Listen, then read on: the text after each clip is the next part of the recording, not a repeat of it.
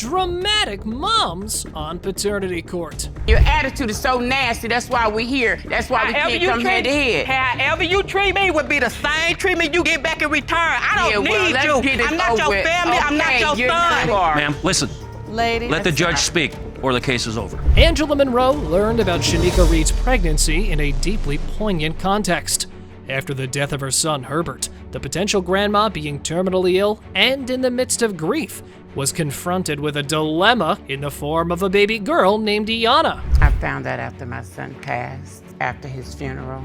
She came by the house and she said, I have something to tell you. And she said, well, I'm pregnant. And I really didn't know what to say at first. I was kind of stunned because I wasn't expecting that. Angela Monroe, discussing her close relationship with her late son, was unaware of Shanika Reed's pregnancy until after his death.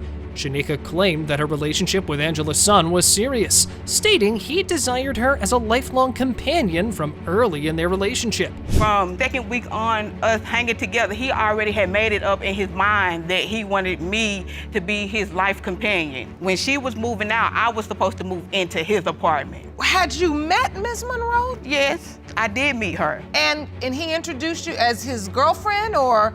No. Friend. Tensions escalate between both mommies regarding their respective relationships with the deceased son. Reed claims they shared a serious, integrated life, but Miss Monroe disputes her characterizations and financial dealings with her son.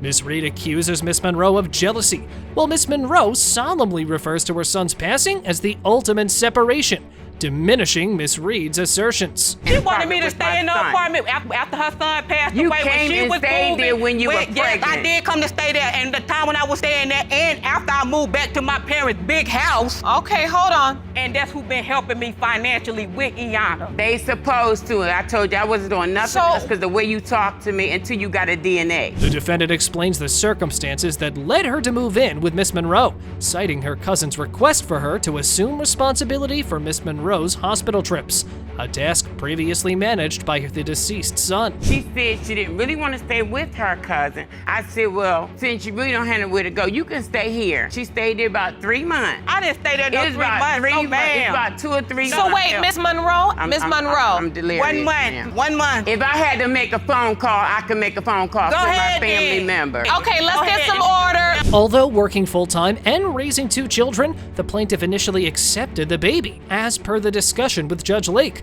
There's a moment of reflection about the past when Miss Monroe's son invited Miss Reed to stay with them because, quote, she had nowhere to go.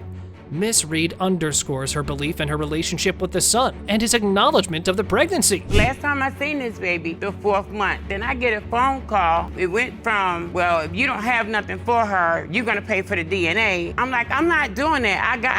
I ordered the DNA. It cost $400. I said, well, you pay half, I'll pay half. Why would I pay half on a DNA test that I'm not gonna get the results from? That's what you don't understand. Judge Lake emphasizes understanding and reflects on how the possible father, Miss Monroe's son, would not want to see such discord.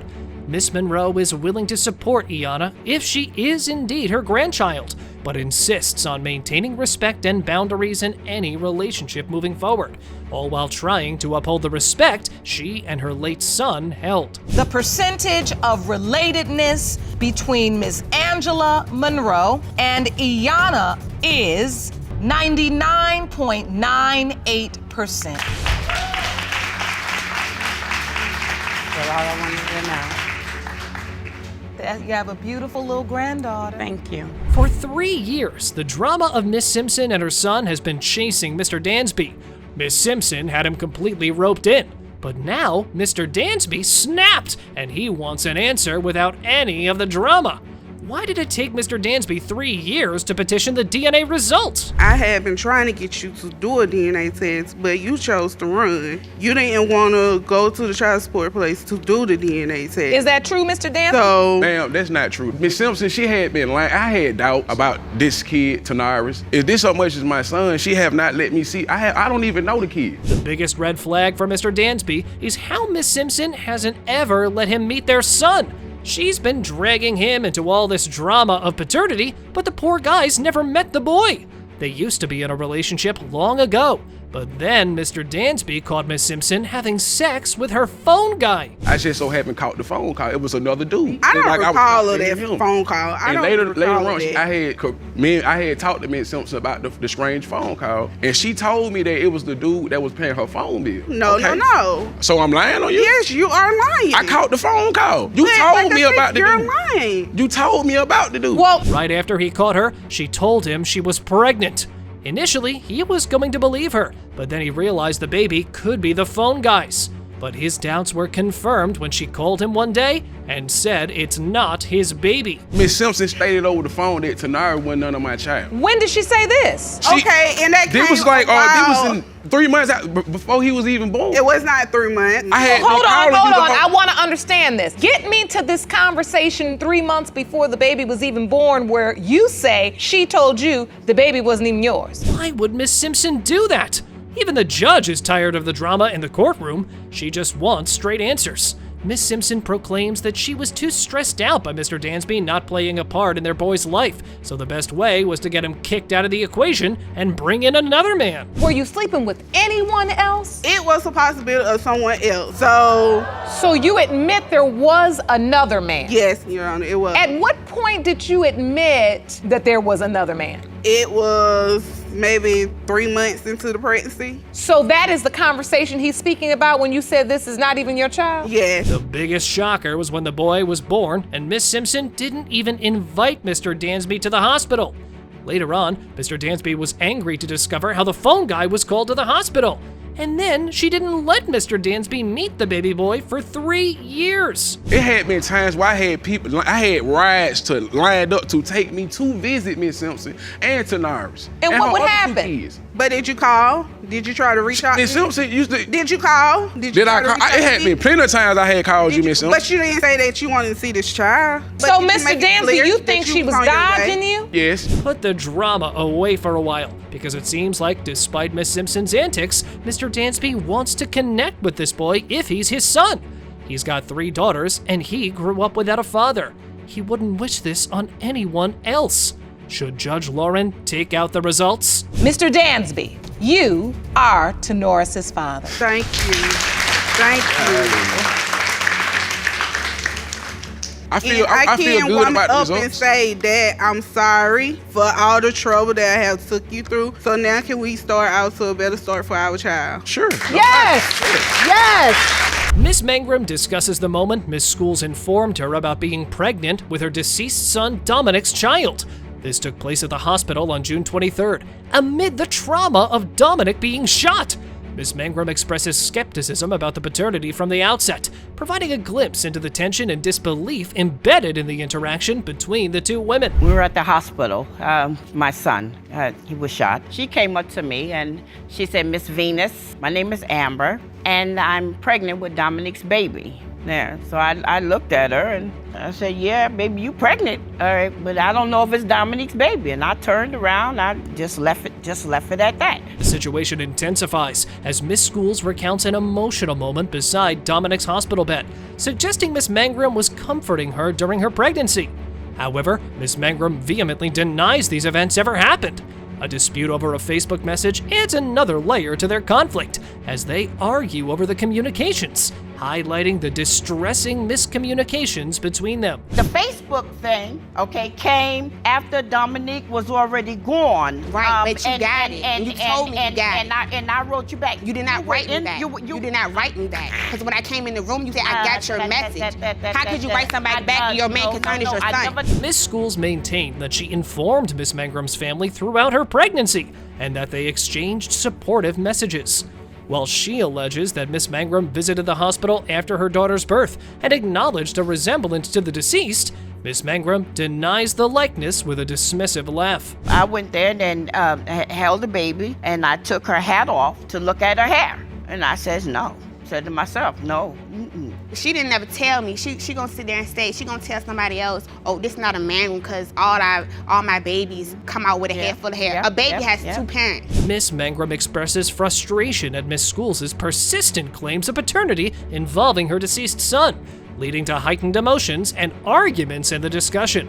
Judge Lake notes the tangible pain Miss Mangrum experiences, observing that the constant reminder of her son through Miss Schools' child might be an unbearable reminder of her loss. I know that sometimes it's hard to just say what your truth is, and I appreciate your honesty. Those of us that have had to deal with very painful losses in our life, and I have had to do that, I know what you're saying, because you find a compartment for that pain and you want to try to leave it there so you can function. Judge Lake acknowledges the complex emotions and communication difficulties between Miss Mangrum and Miss Schools, especially considering the sensitive situation surrounding the child named after Miss Mangrum's late son. She recognizes that Miss Schools may not have acted with malicious intent, while Miss Mangrum might have struggled to process the situation, resulting in tension and conflict between them. The reason why we're here is because I'm sick and tired I'm tired of that. She was fine when she was Daddy, She got a grandmother. watch over She got the a baby. baby. So why Yeah, we if he here? ain't the daddy, stop saying it. She got one. If he ain't the Okay, daddy, let's- stop I saying told it. you leave it alone. Ladies, I told you leave it alone. ladies. Say something about we was daddy, friends. daddy, We was daddy. friends. Mr. Mangrum recalls a moment when his son, accompanied by Miss Schools, informed him of her pregnancy and expresses his acceptance based on his son's words. He conveys a wish to remain involved, regardless of the turmoil between the ladies, and indicates an inclination to believe that the child might indeed be his grandchild. It has been determined by this court. Dominique Samaya Mangrum is not related to Andre and Venus Mangrum. I knew it. I knew it. I knew it. I knew it. I knew it. In a heated court dispute, Miss McBirth seeks a DNA test to disprove that her son, Mr. Hughes, is the father of Miss Jackson's child, Elijah, and is also suing for defamation. Miss McBirth strongly denounces Miss Jackson, highlighting Elijah's dissimilar looks to her family as a pivotal argument. That's what she is. The little boy looks nothing like my son or any member of my family. Can I show it? Can I? Absolutely, ma'am. What did you bring? Piece of evidence, Jerome, may I Yes. see that, please? A photo of your son and the child in question? And you say the child looks nothing like your son? That baby white as snow. There's no way that could be my grandchild or my son's baby. Miss Jackson, who has a contrasting view, is puzzled by Miss McBirth's doubt about the paternity of her child, suggesting skin color might be a point of contention. While Miss McBirth ridicules the child's appearance, Miss Jackson insists on the validity of her relationship with Mr. Hughes, despite skepticism. Were you in a committed relationship? I thought we was. You did, okay. And was he the only person you were intimate with during that time? Yes, ma'am. Now she knows she lying. Can I She say lying. something? She lying. Yes, ma'am. This DNA right here has been in our life. She's never was a girlfriend. You are a vampire. You are just a fly-by-night. We didn't know anything about you. He's been in a relationship for 10 years. Miss McBirth recounts seeing Elijah, noting his lighter skin and concluding he's not her family's. She's firm that he's not her grandson. Discussions about racial identity and paternity are interspersed with various claims about the clarity and consistency of information on fatherhood, pointing towards conflicting stories and possible misinformation. Just by looking at this child, you've determined and said to yourself, I do not believe that's my grandchild. That can't happen. There's no way. Why do you think she's in so much doubt? Maybe because he is so white. Because he all the white. He ain't got no black in here. Everything I see got powder puff on it. I don't see no chocolate nowhere, okay? No, ma'am. Whatever. The conversation becomes chaotic with multiple individuals speaking. Miss McBirth is adamant that Elijah isn't her son's child and expresses frustration over multiple paternity claims towards her family.